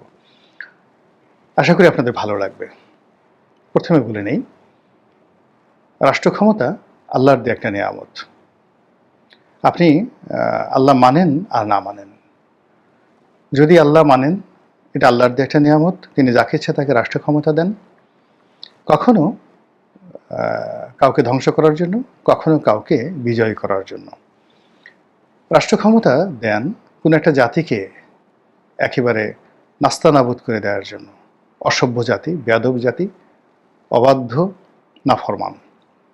তো সে জাতির জন্য খুবই দুষ্ট প্রকৃতির একজন শাসক দিয়ে আল্লাহ ওই জমিনে একটা দৃষ্টান্ত স্থাপন করে। আবার একটা জাতি নম্র, ভদ্র, বিনয়ী, কৃতজ্ঞ জাতি, তাদের জন্য একজন ভালো শাসক আল্লাহ রাব্বুল আলামিন দেন। তো সব ধর্মমতে, পৃথিবীর সব ধর্মমতে যে রাষ্ট্রপ্রধান বা সরকার প্রধানের যে পদটি, এটি বিধাতা, ভগবান, গড, আল্লাহর দেয়া একটা নিয়ামত বা পুরস্কার। এটা গেল একটা। ২ নম্বর হলো যারা অদৃষ্টবাদিতে বিশ্বাস করেন না, মনে করেন যে প্র্যাকটিক্যাল, শ্রমের বিনিময়ে অর্জন, তাদের ক্ষেত্রে যেটা তারা প্রমাণ করেন যে যিনি নেতা হবেন, রাষ্ট্রপ্রধান হবেন, সরকার প্রধান হবেন, তার মেহনত, তার সাহস, তার শক্তি সকলের চাইতে বেশি হবে। তিনি ১ মিনিটে যেটা বুঝবেন, অন্য কোনো মানুষ কখনো সেটা বুঝবেন না। আলেকজান্ডার দ্য গ্রেট, তো আলেকজান্ডার দ্য গ্রেট, তার বয়স তখন ১২ থেকে ১৩ বছর। বোঝার চেষ্টা করুন, ১২ থেকে ১৩ বছর। তো তার বাবা সেই ওখানে ম্যাসিডোনিয়ার বাদশাহ অসাধারণ সুন্দর একটি ঘোড়া এনেছেন, পাগলা ঘোড়া। ২-৩ দিন ধরে মানে চেষ্টা করে সেই ঘোড়াটিকে কেউ বাগে আনতে পারছে না। পিঠে চড়া তো দূরের কথা, কেউ বাগে আনতে পারছেন না। যত যত ঘোড়া বিশেষজ্ঞ আছে সবাইকে ডাকা হলো, কিন্তু কেউ সে আস্তাবলের যত বিখ্যাত বিখ্যাত, এবং এখন ধরুন আমাদের ট্যাঙ্ক আছে, কামান আছে, বোমা আছে, এগুলোর জন্য তো মানে বিশেষজ্ঞ ইঞ্জিনিয়ার আছে, ফাইটার প্লেন আছে, মানে যুদ্ধের অনেকগুলো উপকরণ আছে। এখন আদিম যুগে এই যুদ্ধের প্রধানতম উপকরণ ছিল ঘোড়া। ফলে রাজার দরবারে যারা ঘোড়া বিশেষজ্ঞ, তারা ছিলেন সবচেয়ে আদরণীয় এবং সম্মানিত, এবং হাই পেইড, সবচেয়ে বেশি বেতন তাদেরকে দেওয়া হতো। যারা ঘোড়ার চিকিৎসক, তারা সবচেয়ে সম্মানিত ব্যক্তি ছিলেন, মানুষের চিকিৎসকের চাইতেও প্রাচীন যুগে, এমনকি মধ্যযুগে। আর যিনি ঘোড়া মন্ত্রী ছিলেন, ঘোড়া মন্ত্রী, তিনি ছিলেন সবচেয়ে পাওয়ারফুল মিনিস্টার, আজকের অর্থমন্ত্রী চাইতেও পাওয়ারফুল মিনিস্টার, ঘোড়া মন্ত্রী। আর যিনি আস্তাবলের রক্ষক ছিলেন, ঘোড়া রক্ষক ছিলেন, তিনি যেমন দেখুন এখন আমাদের সেনাবাহিনী প্রধান, তার চেয়ে তো পাওয়ারফুল ছিলেন আস্তাবল রক্ষক। তো এরকম আবার একটা পদ ছিল একটা সময় প্রাচীন জমানাতে, যেমন সম্রাটের কবুতরের রক্ষক। কবুতরের মাধ্যমে গোপন চিঠি আদান প্রদান হতো। এটা এতটা সিক্রেট, এখনকার ডিজিএফআইয়ের প্রধান বাংলাদেশে বা আমেরিকাতে সিআইএ প্রধান, তার যেভাবে গুরুত্ব, এফবিআই প্রধানের যে গুরুত্ব, সুলতান সুলেমান, সম্রাট আকবর, কিংবা ধরুন এই পর্যায়ে যারা বড় বড় শাসক ছিলেন, তাদের কবুতর বাহিনীর প্রধান যিনি ছিলেন, তার গুরুত্ব ওইরকম ছিল।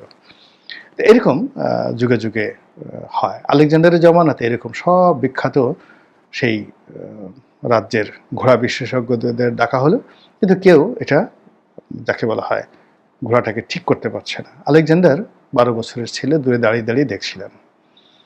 তিনি গেলেন এবং ঘোড়ার লাগাম ধরে ঘোড়ার মুখটি ঘুরিয়ে দিলেন। ঘোড়া শান্ত হয়ে গেল এবং তিনি নিজে ঘোড়ার পিঠে চড়ে বসলেন। সবাই হই হই রই রই করে উঠলো এবং সবাই তার অলৌকিক কাহিনী বলা শুরু করলো, যে এটা বিধাতার বা দেবতার পুত্র, তার অলৌকিক ক্ষমতা আছে, আমরা যেটা পারলাম না এত মানুষ বসে, সে সেটা পারলো কি করে। তিনি মুস্কি হেসে বললেন যে তোমরা যেভাবে ঘোড়াটাকে দাঁড় করিয়েছ, তার সামনে সূর্যের আলো পড়ছিল এবং ঘোড়ার সামনে ঘোড়ার প্রতিচ্ছবি, ছায়া পড়ছিল। ওই ছায়া দেখে ঘোড়া ভয় পেয়ে যাচ্ছিল, আর কিছু না। এই গেল এক। ২ নম্বর হলো যে তিনি একটি মন্দিরে গেলেন, বিখ্যাত ডেলফির মন্দির। তো ডেলফির মন্দিরে একটা খুব মানে অদ্ভুত একটা বিষয় ছিল, সেটা হলো একটা রশি, এমনভাবে সেটাকে গিট্টু দেওয়া হয়েছিল, কেউ সেই গিট্টু কখনো খুলতে পারেনি। এবং অনেক রাজা বাদশাহ ডেলফির মন্দিরে, সেই গ্রিসের ডেলফির মন্দিরে যেত এবং তারা বিশ্বজয়ের স্বপ্ন দেখত। তো ডেলফির পূজারী বলতো যে যদি এই গিট খুলতে পারো, তাহলে তুমি বিশ্ব জয় করতে পারবে। এভাবে শত শত বছর ধরে ওই গিট কেউ খুলতে পারেনি। আলেকজান্ডার গেলেন, তাকে সে কথা বলা হলো, তিনি তলোয়ার বের করে এক কোপ দিয়ে পুরো গিটটা তিনি চূর্ণ বিচ্ছিন্ন করে দিলেন। সবাই অবাক হয়ে গেল। সে বলল যে, গিট খুলতে বলেছ, কিভাবে গিট খুলতে হবে সে কথা তো বলনি। তো যারা প্র্যাকটিক্যাল চিন্তা করেন তাদেরকে এই ধরনের মেহনত, বুদ্ধি, প্রখরতা, সাহস, নেতৃত্বের গুণাবলী, বীরত্ব, এই জিনিসগুলো না থাকলে কখনো রাজা হিসেবে, সম্রাট হিসেবে বিজয় হওয়া যায় না। বিশ্বাস এবং প্র্যাকটিক্যাল দুটি আমি বললাম। আলেকজান্ডারের যদি আবার অলৌকিক ঘটনা বলি, আপনাদের আরও অনেক দীর্ঘ সময় চলে যাবে। তো সেই দিক থেকে প্রকৃতির যে নিয়ম, প্রকৃতির নিয়ম হলো আপনি যখন বিজয়ী হবেন আপনার চেহারার মধ্যে একটা বিজয়ের আভা ফুটে উঠবে, আপনার কথাবার্তা, আচরণের মধ্যে একটা কনফিডেন্স লেভেল চলে আসবে। হাজারো বিপদ বিপত্তির মধ্যে আপনি কখনো হতাশ হবেন না, আপনার মুখে চিকচিক করবে হাসি। উদাহরণ দেই, ধরুন শেখ হাসিনার পতনের মাসখানেক আগে ডক্টর মোহাম্মদ ইউনূসের মুখের দিকে তাকান। তাকে সেই অপমান করার জন্য আদালতে হাজির করা হচ্ছে, তিনি জানেন না, কিন্তু তিনি তাকে বিচারক বসতে বলছেন, সম্মান দিচ্ছেন, কিন্তু তিনি না বসে গারদের মধ্যে ঢুকে গেলেন। তারপরে ওই যে একটা খাঁচা থাকে, সেই খাঁচার মধ্যে ঢুকে গেলেন, আসামির খাঁচার মধ্যে ঢুকে গেলেন, বিচারক তাকে নিষেধ করলেন, কিন্তু তারপর তিনি শুনলেন না। সেখান থেকে বের হয়ে এসে একেবারে হাসি মুখে, মনে হয় যেন কিছুই ঘটে না, তিনি এটাকে এনজয় করেছেন, একটা গেম হিসেবে, একটা ফান হিসেবে। তিনি কখনো কথা বলেনি নীরবে, এবং শেষের দিকে তিনি কথা বলা শুরু করলেন এবং খুবই কনফিডেন্স সহকারে হাসি মুখে যে কথাগুলো বলছেন, তার জন্য মাত্র 2 মাসের মাথায়, 60 দিনের মাথায় যে এত বড় বিজয় অপেক্ষা করছে, এটা আপনি কি টের পেয়েছেন, বা তিনি নিজে টের পেয়েছেন, বা তার চোখের দিকে তাকিয়ে দেখেন। আর এখন তার চোখের মুখের দিকে তাকিয়ে দেখেন, চুলের দিকে তাকিয়ে দেখেন, আপনি বুঝতে পারবেন তার জন্য কি অপেক্ষা করছে। তো আল্লাহ রাব্বুল আলামিন যখন কোনো মানুষকে কোনো সুসংবাদ দিতে চান, বিজয়ী করতে চান, কোনো পদে বসাতে চান, তার প্রথম দিক হলো তার চেহারা শুরুতে একটা রাজস্বিকতা এনে দেন, কনফিডেন্স এনে দেন, এবং তিনি যেখানে যান সেখানে ছন্দ তৈরি করেন। এখন গত 14 মাসে তারেক রহমান সাহেবের ছন্দের কথা চিন্তা করেন, তার মধ্যে সেই ছন্দ আপনি দেখতে পাচ্ছেন কিনা? আমি কিন্তু দেখতে পাচ্ছি না। বরং তিনি কথার ধারাবাহিকতা রক্ষা করতে পারছেন না, তিনি কোনো একটা সিদ্ধান্তে স্থির থাকতে পারছেন না। তারপরে তার নিজের অজান্তে অনেকগুলো কাজ তিনি করে ফেলছেন, অনেকগুলো কথা তিনি বলে ফেলছেন, অনেকগুলো দীর্ঘশ্বাস বা অনেকগুলো শব্দচয়ন তার মুখ থেকে বের হয়ে যাচ্ছে, যেগুলো বিজয়ী যারা হবেন, রাষ্ট্র ক্ষমতায় যারা বসবেন এবং কপালে যাদের রাজটিকার সিল দেয়া থাকে, তাদের দ্বারা এই কাজটি কখনো কোনো অবস্থাতে হয় না। আপনি 1991 সনে বিএনপির দিকে তাকান, বিজয় হওয়ার আগে বেগম জিয়ার দিকে তাকান, আর শেখ হাসিনার দিকে তাকান। আবার 1996 সনে শেখ হাসিনার দিকে তাকান, ওই সময় ভিডিওগুলো, আর বেগম খালেদা জিয়ার দিকে তাকান। আপনি বুঝতে পারবেন যে এখানে বিজয় কার কপালে লেখা ছিল। এরকম অনেক কিছু। বা যেদিন 1/11 হলো, এই 1/11 যেদিন হলো সেদিন বেগম জিয়ার দিকে তাকান, শেখ হাসিনার দিকে তাকান, চোখের দিকে তাকান, আপনি বুঝতে পারবেন যে শেখ হাসিনার কপালে রাষ্ট্রিকা তাকে কীভাবে, যাকে বলা হয়, তাকে উদ্ভাসিত করেছিল। এখন যারা বিজয়ী হবেন, এই মুহূর্তে যারা বিজয়ী হবেন, এরকম বিজয়ী যারা হবেন, এই লোকগুলো লুকায়িত অবস্থায় আছে সমাজে। কেননা এই সমাজে আমরা এখন যাদেরকে দেখতে পাচ্ছি তাদের কারোর মধ্যেই বিজয়ী হওয়ার, রাষ্ট্র ক্ষমতা পরিচালনা করার, রাষ্ট্রিকা ধারণ করার কোনো লক্ষণ এই মুহূর্তে কারোর মধ্যে নেই। Neither general Wakeruzzaman, neither Shahabuddin Chuppu, neither doctor Mohammad Yunus, জামাতের আমির, অথবা ডক্টর মোহাম্মদ জনাব তারেক রহমান। এটা হলো বাস্তবতা। এটা যদি আপনি, যাকে বলা হয়, অলৌকিকের কথা চিন্তা করেন, আসমানের ইঙ্গিতের কথা চিন্তা করেন, ঘটনা এর বাইরে এক বিন্দুও যাওয়ার কোনো সম্ভাবনা নাই, কোনো সম্ভাবনা নাই। এটাই পৃথিবীতে ঘটে আসে যুগের পর যুগ। এর বাইরে যদি কোনো ঘটনা ঘটে, সেটা খুব স্বল্প সময়ের জন্য। যেভাবে খুব স্বল্প সময়ের জন্য Khaled Mosharraf, colonel Taher, Khandaker Mostaq, colonel Farooq, colonel Rashid খুব অল্প সময়ের জন্য রাষ্ট্র ক্ষমতাতে এসেছিলেন, কিন্তু পরিণতি কি হয়েছে? তো এরকম এখন খুব আনন্দে উদ্বেলিত হওয়ার মতো কোনো ঘটনা ঘটেনি। তো সেই দিক থেকে জনাব তারেক রহমানের যে বক্তব্য, যা কিছু তিনি করছেন গত 14 মাসে, সব কিছুর মধ্যেই তিনি হতাশ, সিদ্ধান্ত নিতে পারছেন না, ভয় আতঙ্ক দ্বিধাগ্রস্ত, কাউকে বিশ্বাস করতে পারছেন না, এবং রাজ্যের সব সমস্যা তাকে আঁকড়ে ধরেছে। সবচেয়ে বড় ব্যাপার হলো যে তিনি যদি বিজয়ী হতেন, তার প্রথম লক্ষণ হলো মানে তার ভিতর একটা প্রচণ্ড বাদহীন একটা উচ্ছ্বাস চলে আসতো। তিনি বাংলাদেশে চলে আসতেন, পৃথিবীর কোনো শক্তি নাই, তার সারা পরিবার কান্নাকাটি করত। প্রেম এমন একটা জিনিস, আপনি চিন্তা করেন, নিমাই সন্ন্যাসী, তো বিয়ে হয়েছে, বাসরাত তাকে আটকাতে পারেনি, প্রেম তাকে টান দিয়েছে, তিনি জঙ্গলে চলে গেছেন। লালন ফকির ঘরে থাকতে পারেননি, বিয়ে হয়েছে মোহাম্মদ রসুল্লাহ সাল্লাহ আলাইসাল্লামের, আরবের সবচেয়ে সুন্দরী রমণী, 40 বছর বয়স তার, আর মোহাম্মদ রসুল্লাহ সাল্লাহ ইসলামের বয়স তখন 25 বছর। মানে সারা জীবন তিনি অর্থ কষ্টে ভুগেছেন, স্ত্রীর অঢেল ধন সম্পত্তি, চাকর বাকরে পরিপূর্ণ, তিনি বিবাহিত জীবন ভোগ করবেন না। তিনি চলে গেলেন কোথায়? হীরা পর্বতের গুহায়। বিধাতা তাকে ডাক দিল, তিনি সেখানে চলে গেলেন। পৃথিবীর কোনো মায়া, কোনো বন্ধন, কোনো ভোগ বিলাস কখনো তাকে সেখানে রাখতে পারেনি। গৌতম বুদ্ধের একই অবস্থা।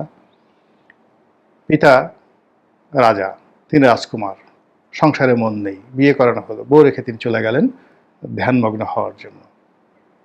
এইভাবে অনেকে, মানে যারাই বিজয়ী হয়েছেন, সম্রাট বাবর কাবুল দখল করেছেন অনেক বছর পরে, কষ্টের পরে। কাবুল তার খুব প্রিয় শহর, আফগানিস্তান, কিন্তু সারা রাত তিনি ঘুমাতে পারেন না। তিনি 3টি শঙ্কা করলেন যে যে রাজ্য থেকে তাকে তাড়িয়ে দেওয়া হয়েছে, সেই ফারগানার যারা শাসক তারা তাকে আক্রমণ করতে পারে। 2 নম্বর হলো যে তিনি সেই সমরকন্দ দখল করার জন্য 3টি অভিযান চালিয়েছেন, সেখান থেকে বাধা আসতে পারে। কাজেই তাকে সময় থাকতে, সুসময় যতক্ষণ আছে, সেই সুসময় তাকে কাজে লাগানোর জন্য তিনি ঘুমাননি। সারা রাত তিনি সেই প্রাসাদের যে ছাদ পায়চারি করেছেন। আপনি তুজুকি বাবুরি পড়ে দেখেন, বাবুরনামা পড়ে দেখেন, তো যেটা উনি নিজে লিখেছেন। সারা রাত চিন্তা করেন যে এই সুসময় তো বেশি দিন থাকবেন, এটাকে কি করে কাজে লাগানো যায়। এবং সেই কাজে লাগাতে গিয়ে তিনি সিদ্ধান্ত নিলেন তিনি ভারতবর্ষ আক্রমণ করবেন। প্রথমবার ফেল করলেন, দ্বিতীয়বার তিনি সফল হলেন। তাহলে পৃথিবীর যত বিখ্যাত লোক যারা সুসময়কে কাজে লাগাতে পেরেছেন, জনাব তারেক রহমানের যে প্রবাস জীবন, তার জীবনের অপমান, তার যে কষ্ট, তার দলের নেতাকর্মীদের যে কষ্ট, এটা প্রাকৃতিক নিয়মে গত 14 মাস ধরে 100% গ্রহ নক্ষত্র তার দিকে ছিল। এটাকে তিনি সেই দূরে বসে যেভাবে হ্যান্ডেল করতে চেয়েছেন, it's not the right way. অর্থাৎ তাকে যদি বিজয়ী হতে হতো, বা তিনি যদি বিজয়ী হতে চাইতেন, বিজয় যদি তার কপালে লেখা থাকতো, রাষ্ট্রিকা যদি তার কপালে লেখা থাকতো, তিনি সেই ডিসেম্বর 2024 সনের আগস্ট মাসের 4 তারিখে তিনি ফ্লাইট ধরে বাংলাদেশে আসতেন। অর্থাৎ শেখ হাসিনা 5 তারিখে চলে যাবেন, এটা তার হৃদয়ের মধ্যে এলহাম চলে আসতো, তিনি বুঝতে পারতেন। আর যখন এই এলহামটা আসেনি, অধিকাংশ ভয় এসেছে, দ্বিধা এসেছে, সংকোচ আসছে, ধরে নিতে হবে যে সৌভাগ্য তাকে টানছে না। তো সেই দিক থেকে এই যে গত 14 মাসে তার কথাবার্তা, তার আচরণ, তার আজ আসি, কাল আসি, আসবো, পরশু আসবো, ক্ষমতা পেয়ে আসবো, প্রধানমন্ত্রী হয়ে আসবো, প্রধানমন্ত্রী হওয়ার আগে আসবো, আমি আসবই, তো যাওয়ার আগে আমার মা সেখানে আছে, আমার ভাই মারা গেছে, আমার এটা হয়েছে, আমার জীবন তছনছ হয়ে গেছে, এই যে আফসোস লীগ বা আফসোসের যে অভিব্যক্তি, এটা রাজা কখনো করেন না। রাজা সবসময় ঝুঁকি নেন, প্রচণ্ড ঝুঁকি নেন, সে ঝুঁকি সীমাহীন ঝুঁকি। তো জনাব তারেক রহমান সাহেব এখন পর্যন্ত তার জীবনের কোনো একটা জায়গাতে তিনি ঝুঁকি নিতে পেরেছেন। তিনি সেই 91 সন থেকে যদি আজ পর্যন্ত ধরেন, সেই সুদীর্ঘ জীবনে তিনি ঝুঁকি নিয়েছেন এবং ঝুঁকি নিয়ে সফল হয়েছেন, এর কোনো নজির নেই। অনেকে বলতে পারেন যে তিনি তো দীর্ঘদিন ধরে এই দলটা পরিচালনা করছেন, দলের মধ্যে ভাঙ্গন হয়নি, ইত্যাদি ইত্যাদি নানা রকম ঘটনা। এখানেও প্রাকৃতিক নিয়ম আছে, যখন মানুষ বিপদে পড়ে তখন শত্রুতা ভুলে একত্র হয়ে যায়। দেখবেন বিষধর সাপ এবং মানুষ বন্যার কবলে পড়ে একই গাছের মধ্যে থাকছে, সাপ কখনো মানুষকে কামড়ায় না, মানুষও সাপকে তখন ভয় পায় না, একই গাছের মধ্যে আছে, এরকম হাজার হাজার উদাহরণ। তো আওয়ামী লীগের অত্যাচারের জুলুমে বিএনপির প্রতিটি লোক তারা নিজেদের সঙ্গে যে অ্যাডাপশনটা গড়ে তুলেছিল, ঠিক সেম অ্যাডাপশনটা কিন্তু এখন আওয়ামী লীগের মধ্যে। বিএনপির মধ্যে এখন যে অন্তর্দ্বন্দ্ব, আওয়ামী লীগ যখন ক্ষমতা ছিল এই অন্তর্দ্বন্দ্ব তাদের মধ্যে ছিল, কিন্তু বিএনপির যে ব্যর্থতা সেটা হলো যে শেখ হাসিনার পতন হয়েছে কিন্তু বিএনপি ক্ষমতা আসেনি। ওই দিন শেখ হাসিনার পতনের 1 ঘন্টার মধ্যে তারা তাদের আসল চরিত্র, রূপ, তারপর তাদের যে মানে রূপকল্প 2041 সন পর্যন্ত তারা কী কী করবে, ওটা সেই 2024 সনের আগস্ট মাসের 5 তারিখ দুপুর 2টা থেকে 3টার মধ্যে তারা দেখিয়ে দিয়েছে সারা বাংলাতে। তো কাজেই এখানে আপনি যদি খুব অলৌকিক কিছু চিন্তা করেন সেটা হবে না। রাজনীতি বলেন, অর্থনীতি বলেন, আপনি চিন্তা করেন সেই আল্লাহ নবী আসবেন, আদম আলাইহিসসালাম থেকে সবাই প্রচার করছেন, আগামীতে হযরত ঈসা আলাইহিসসালাম আসবেন। গত 1400 বছর ধরে কোরআনে সেই জিনিসগুলো প্রচার করা হচ্ছে, মানুষ ওয়াজ করে সেগুলো মানে সব জায়গায় বলছেন। ইমাম মাহাদি আসবেন, তারপরে আপনার ইয়াজুজ মাজুজ আসবে, তারপরে যাকে বলা হয় দাজ্জাল আসবে। মানে এইভাবে হয় কি, মানে প্রকৃতিতে যা কিছু ঘটবে সেটা প্রকৃতি বড় কিছু ঘটনা সবসময় জানান দেয়। সুনামি হবে, বৃষ্টি হবে, তারপরে কালবৈশাখী হবে, এটা জানান দেয়। বাংলাদেশের রাজনীতিতে কি হবে এটাও প্রকৃতি জানান দিয়ে যাচ্ছে। আপনার আমার চেহারা ছুঁড়োতে, জনপদের মানুষের আহাজারিতে, প্রেম ভালোবাসায়, সঙ্গীতে এবং প্রাণীদের কলকাকলিতে, কুকুরের ডাক, কোকিলের ডাক, ফুটন্ত গোলাপের আভা এবং সুগন্ধ, এর মধ্যে আপনি ব্যক্তির, জাতির সফলতা এবং ব্যর্থতার অনেক নজির আপনি দেখতে পাবেন। সেই দিক থেকে আমি যতটুকু বুঝতে পেরেছি ক্ষুদ্র বুদ্ধিতে, আল্লাহ আমাকে মাফ করুন, আমি জনাব তারেক রহমান সাহেবকে যেভাবে